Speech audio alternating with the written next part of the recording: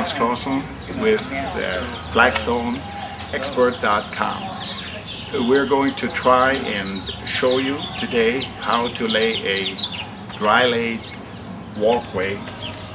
In this case, we have it going up to a bench. We have an excellent architect, Clary Davis, huh? Clary Davis, that made this particular layout. You may do it this way or any way you like to. You can do this in line.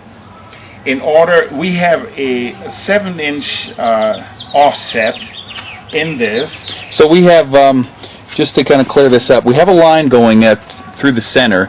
That way we get a center mark between the bench and where the stones have to be. Is that right? That is the way we did this particular layout. When we lay this out, we have the line down the center. Mm-hmm. Before we remove the stones and set them in sand, we put a line on the stones. I'll show in the viewers so they can see that. We have the line, so the line matches the mark that we have underneath. Okay.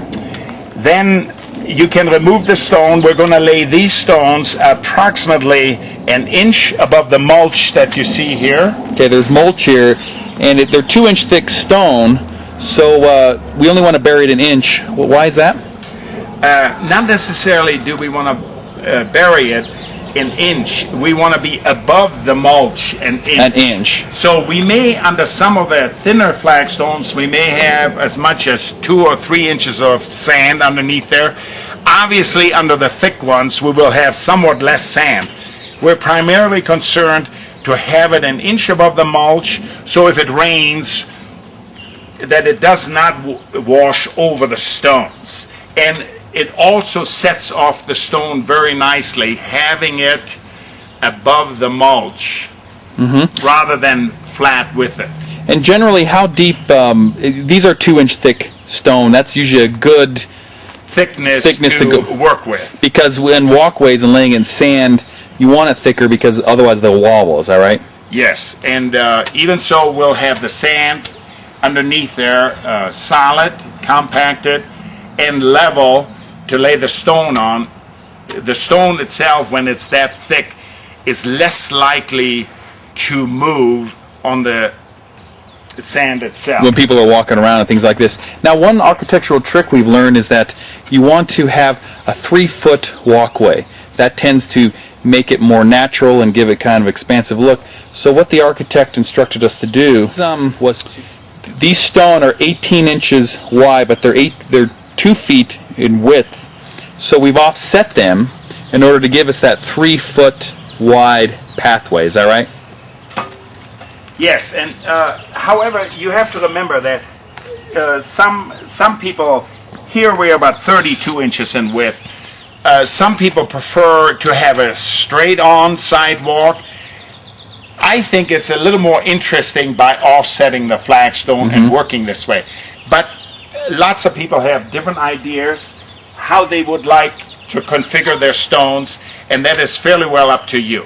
And these are pre-cut stone. Another alternative is also just to get the irregular flagstone. You can also use that, but again, like the architect told you, it isn't quite as formal as this particular layout. I see. So if they want a more formal look, get the pre-cut stone. Now, just before we go on to the next segment, I just wanted to point out what you did was you cut a little bit of the mulch away, so you know where to place the stone again. So when they go lay their own stone, they know exactly where it goes back out, because we're going to pull the stone out and then dig out. Is that right? And yes, and then start digging out the dirt, however much it takes to give us our 2 to 3 inches of sand, and then end up, the top part of the stone ends up about an inch above the mulch. So it's going to be 2 to 3 inches of sand underneath the stone. That is right. Okay, we'll come back to that when we get onto that. We've got a hole dug out here. I'm going to focus in on that. You want to put your rule down there and you can show us... We have roughly, right now, we have 5 inches going to the top of the mulch that's here. We will put the sand in here and aim for having this stone about 1 inch above the mulch. Okay. So let me take the sand, put it down in the hole. Just dump it in from a bucket, and Yes. and this you can just kind of estimate yourself. Kind of. That's basically what you do. Doesn't have to be packed in. It's more.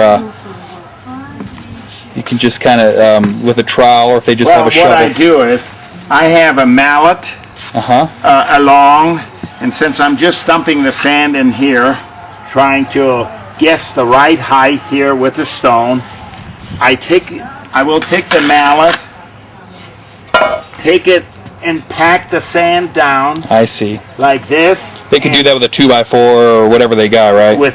Yes. Just so I pack it down, you can tell that the compaction is probably a 1/2 inch with this going along here. And that gives you the compaction you need for this stone.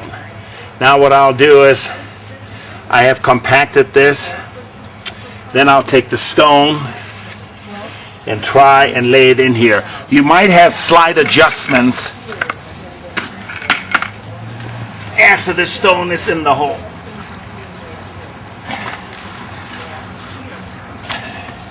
This should just lay, because sometimes it doesn't always fit in perfectly, right? There. Lay it in. Now, you can tell we're all right over here. We're about 1 inch above, but on this side, I need to put a little more sand because we're coming downhill here. So what I'll do is, I'll lift up the stone, get a little. We have Garrett there helping out. It's still a one-man job, but we have the resources to do it, huh? and which is good. So sometimes you lay it down, then you got to pick it back up. Yes. Just kind of a little bit of a this hit and miss. The type. Now,